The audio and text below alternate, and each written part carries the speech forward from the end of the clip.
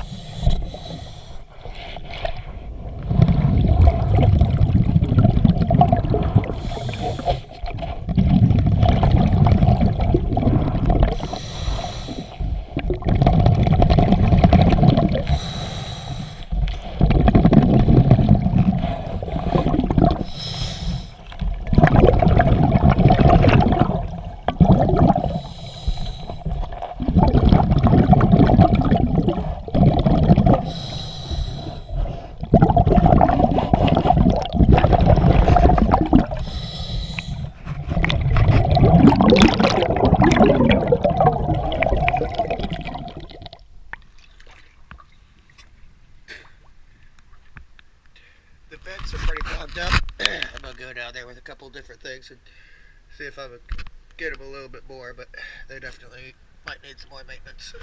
DS Diving, thank you very much.